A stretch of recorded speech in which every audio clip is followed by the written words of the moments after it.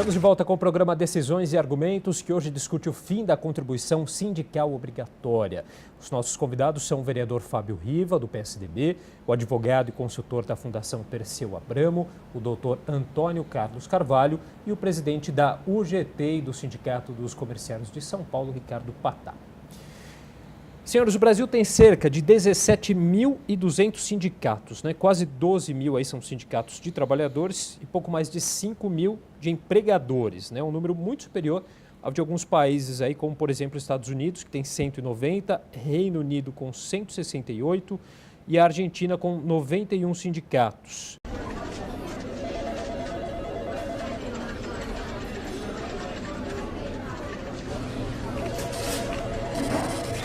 Bom, na visão dos senhores, a que se deve um número tão elevado, né, de representações sindicais?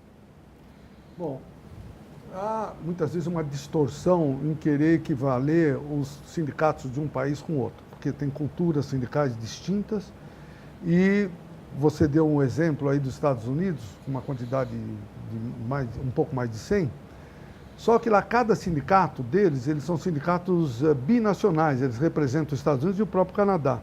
E eles têm o local são como sindicatos municipais, e tem milhares deles, isso ninguém fala. Então, é uma comparação totalmente equivocada.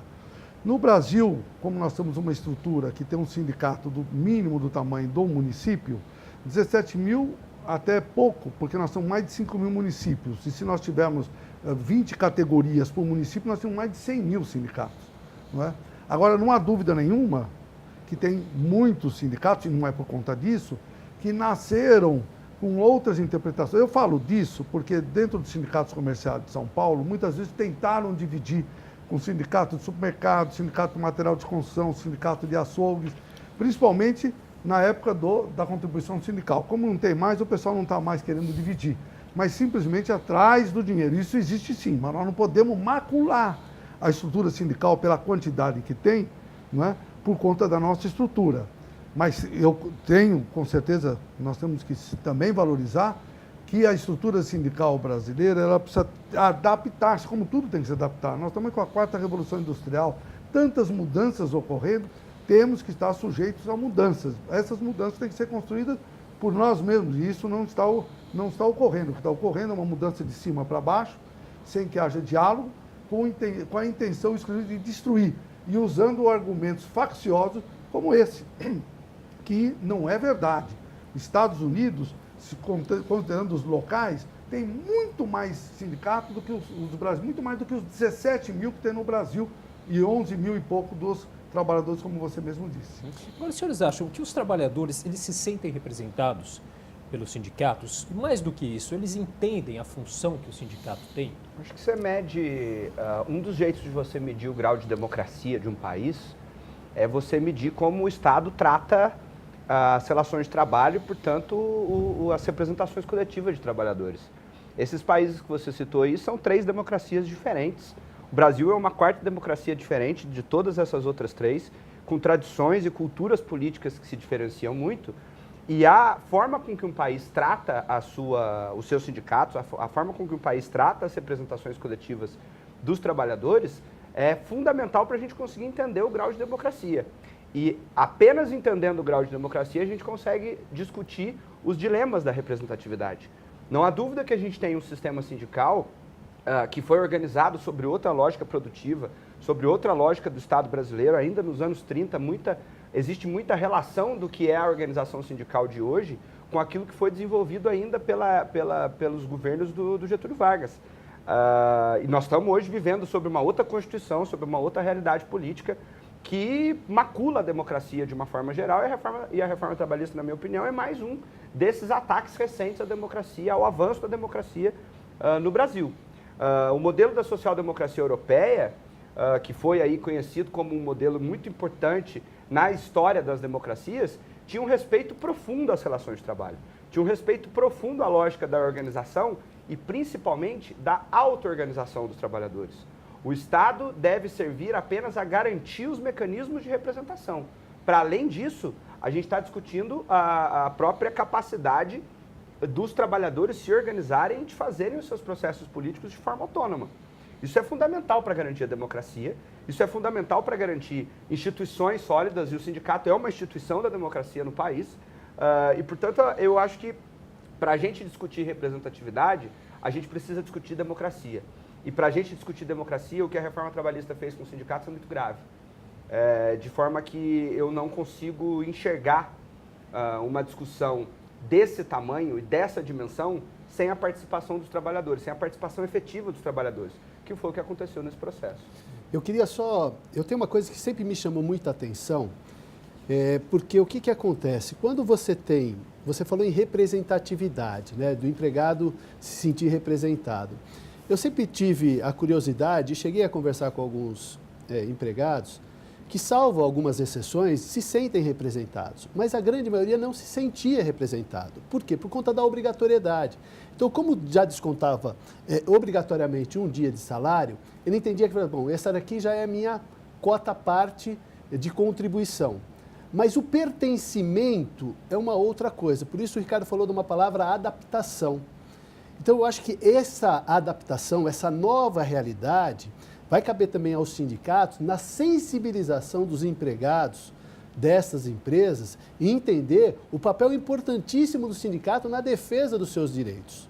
Porque quando passa a ser uma coisa obrigatória, a gente meio que terceiriza o problema. Bom, eu já estou lá, eu faço minha contribuição, eu tenho lá todo o respaldo do sindicato. Mas agora não, essa adaptação vai passar pelo pertencimento, pelo fato de o próprio empregado entender que o sindicato é a pessoa, é o núcleo que vai mais fazer a defesa dos direitos dele.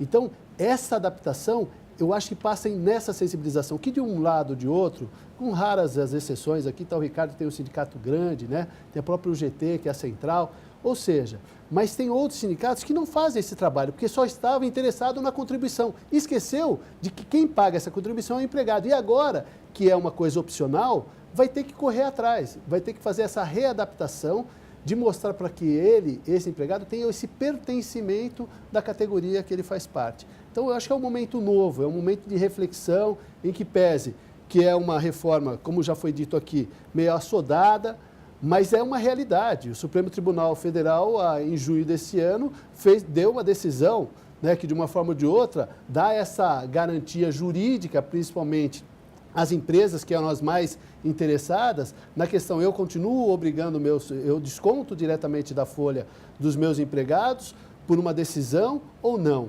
Então, acho que é uma nova realidade, parte aí de um trabalho de base dos próprios sindicatos. Eu sou de associação, de movimento de moradia, que a gente tem que fazer um trabalho de pertencimento, e acho que esse é o trabalho dessa nova revolução que a gente vê através dos sindicatos. Acho que essa é a minha opinião, de a gente poder entender qual que é a realidade hoje e buscar nesses empregados que vejam nos sindicatos essa representatividade, os benefícios que os sindicatos possam oferecer para eles, e são muitos.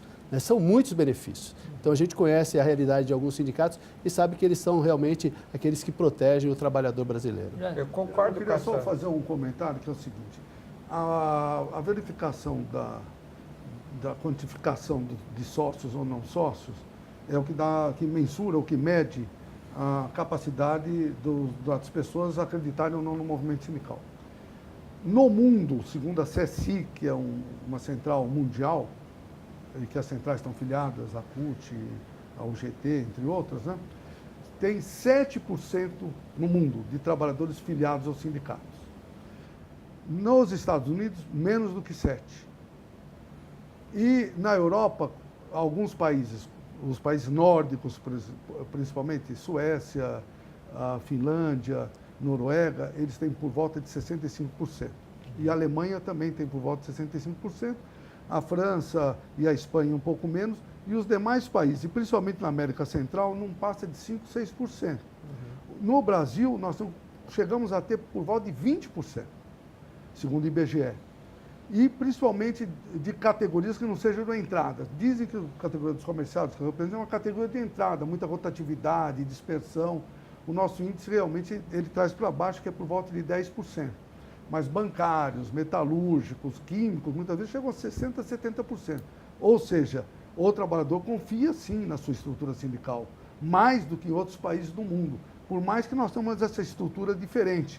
E agora, com certeza absoluta, com essa nossa mudança, inclusive a própria UGT tem como mantra, sindicalizar, sindicalizar, sindicalizar. Nós estamos saindo às ruas, todos os sindicatos filiados, no sentido de trazer para dentro os trabalhadores. Eu tenho certeza absoluta que esse período difícil, muito difícil, vai ser superado com esse trabalho que nós estamos desenvolvendo. Eu até fiz essa pergunta em relação à representatividade, porque não cabe também aos sindicatos, quero ouvir a opinião de vocês, fazerem até uma meia-culpa nessa questão. Se o trabalhador se sentisse realmente representado, talvez de fato a gente não estaria discutindo essa queda expressiva aí, essa diminuição expressiva de contribuição. Eu acho que os trabalhadores nunca tiveram satisfeitos com o grau de representatividade e com a estrutura sindical congelada no modelo dos anos 30. Houve várias discussões, inclusive das quais o Patá participou no começo dos anos 2000, sobre a reforma sindical no país, que inclusive trouxeram a lei das centrais sindicais, que foi uma modificação importante, mas essa discussão precisava continuar. Eu acho que quando o vereador fala dessa dinâmica do pertencimento, a dinâmica do pertencimento é importante desde que ela seja uma expressão coletiva, uma expressão política do sentimento coletivo dos trabalhadores. Não como está na reforma, individualizado e pior, intermediado pela empresa. Porque aí você tira o canal de conversa e de diálogo que o sindicato tem. Eu não tenho dúvida que essa questão do imposto atrapalhava a representatividade. Mas não colocar nada no lugar é um primeiro problema. E o segundo problema é que você não tem hoje um mecanismo garantido legalmente, especialmente porque a Justiça segue interpondo medidas que dificultam a expressão coletiva dos trabalhadores, apesar de algumas vitórias importantes, dentre as quais as do Sindicato dos Comerciários, no sentido de garantir que a vontade coletiva dos trabalhadores expressa em assembleia, portanto, sujeita à discussão política, e que o dirigente sindical consegue dialogar com o trabalhador, olhar nos olhos do trabalhador e tratar desse assunto de forma direta, sem a empresa no meio, eu não tenho dúvida de que essa dinâmica de pertencimento ela é válida, ela é importante. Mas desde que ela seja uma expressão coletiva, como, por exemplo, na contribuição negocial derivada de negociação coletiva. O sindicato vai, faz o seu trabalho, faz a negociação coletiva, garante direitos para os trabalhadores, garante aí relações de trabalho um pouco mais solidificadas, um pouco mais humanas, e decorrente disso, em decorrência disso, o trabalhador outorga ao sindicato o direito de fazer algum tipo de desconto e de, principalmente, contribuir com esse processo. Não tenho dúvida que o trabalhador precisa se sentir parte, mas o sindicato precisa ter condição de poder fazer isso também. Né? A gente volta nessa questão de fazer mais um rápido intervalo e a gente continua. Eu abro a palavra para o vereador, para o Patá também sobre esse assunto. Bom, daqui a pouco a gente volta com o programa Decisões e Argumentos.